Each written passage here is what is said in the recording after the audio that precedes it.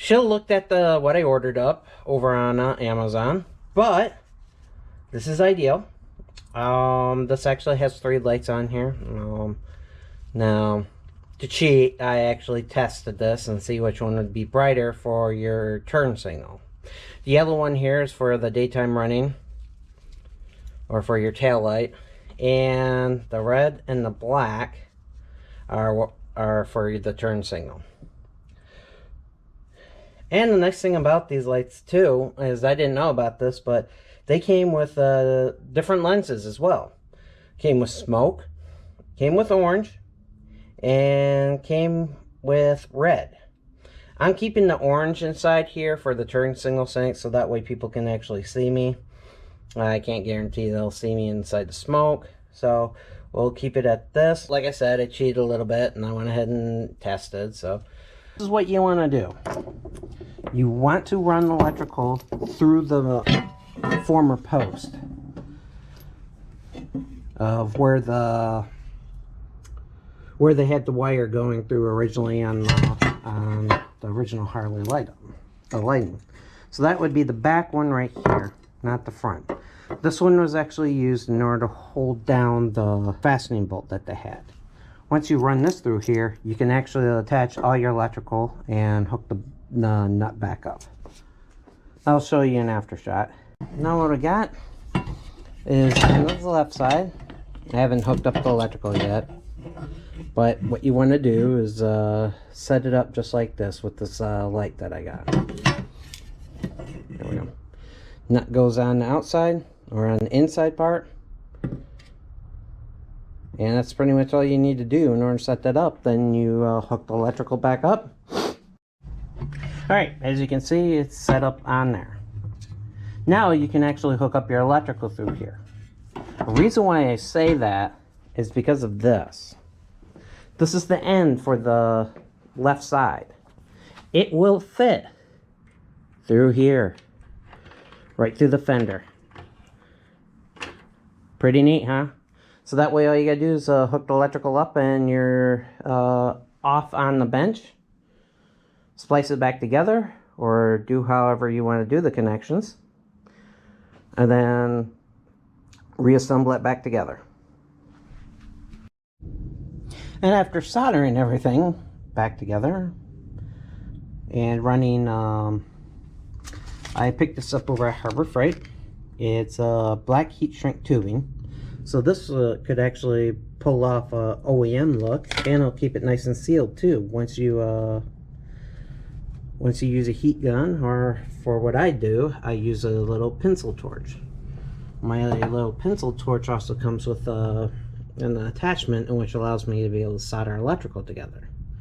But once you have it all in place and test it before you finish up all the soldering connections, you can go ahead and run the electrical through the little hole. I'll show you that in a second. So, now with that larger hole there, you just run the adapter through. Everything lines up, and you can put the bolts into place.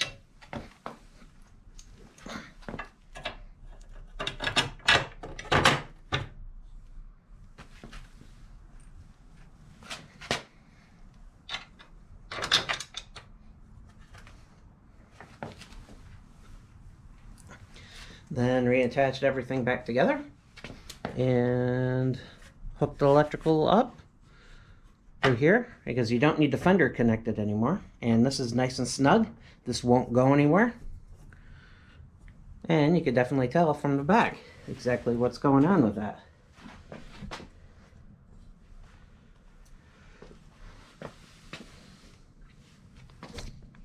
And now all we got to do is run the electrical. There's a little hold down tab underneath there. A little bit better. As you can see, you got these metal tabs right here. Got the electrical line that runs all the way from the front of the fender to the back. And this is where you run the connection on the right. And of course you run the main line across there, so that way it stays snug. Run that through. Run this in through here.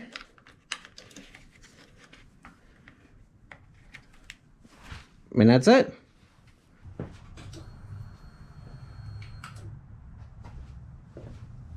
See, nice bright orange is what I was looking for. That way people could see me at night. And then you do the same thing for the other side and you'll be all set. Now you might be asking yourself, wait, I thought he already did the other side first. And you would be correct. I did do the other side first. Unfortunately, I had screwed up the other side when it came... I had screwed up the other side when I came to actually doing it right. I didn't put the nut... I did the nut on the outside versus actually sticking on the inside. So now I'm reshooting everything. Because now, the right side is actually on here the way it's supposed to. Because you want to make sure that the area is nice and tight and secure on here. Then, just go ahead and install the nut on here and tighten it down as much as possible. Yep, in which I used a 17mm in order to tighten it down so that way I can get it on there, and that's what our pretty much is. So I'm just going to resolder this side of it. I'm not going to show you that. You can watch all sorts of videos on it. Electrical soldering is boring as hell, so we'll just skip on to the next part. So, as you can see, I got it wired down. It's all sealed up. I use shrink tubing. Place inside, and voila. Now all I gotta do now is put the bolts back in, and everything will line back up. As soon as I find the bolts.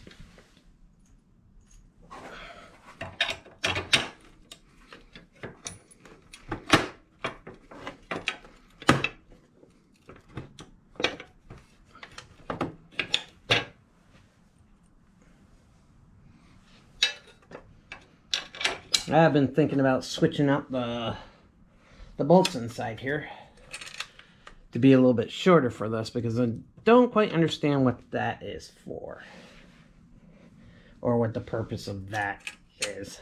I mean, you could use a shorter bolt. You don't need to have that big of a spacer. I mean, I think it's well, I've seen the luggage ones in which they've run from here to here, and then they bow out a little bit. But yeah, I don't really see a need for this long bolt here. I mean, other than keeping it in place. But aside from that, it can be shortened down. Probably be with another small spacer, something like that, and be taken care of. Because this is a 2.5-inch bolt, and this is just a 2-inch bolt. Side here, this just fits in there just nicely. This goes in the back.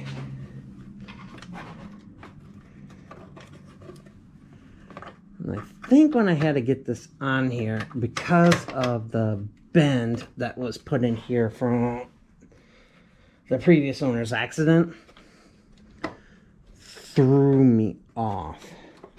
But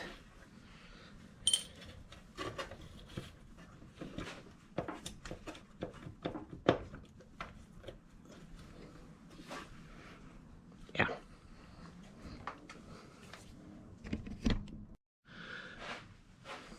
Yep, so what I had to do is I have several pairs of, well, this is actually my last wood clamp, but I went ahead and put that on here, compressed the fender up against here, so that way I could get the bolt back on.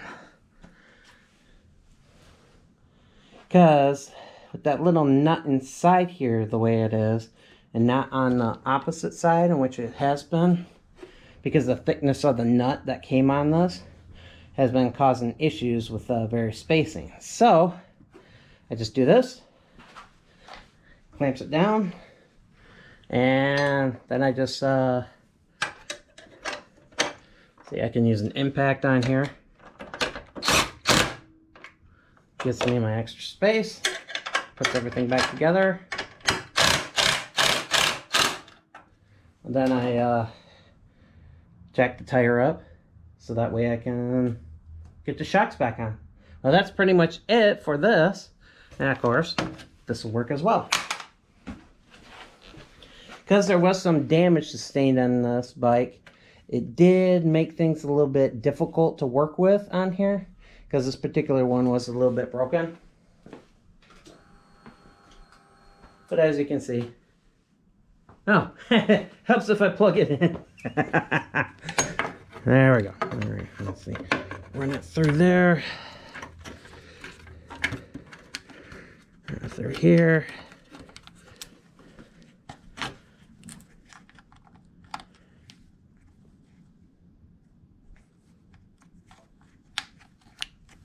And there we go.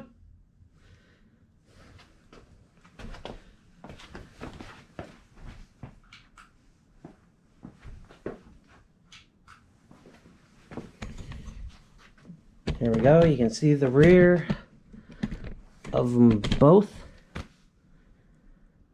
Everything's connected up. So this bike is, once I put the struts back on, but yeah, that's pretty much it. That's all you really need to do. Yep, go ahead and subscribe. I could really use that. And click that like button.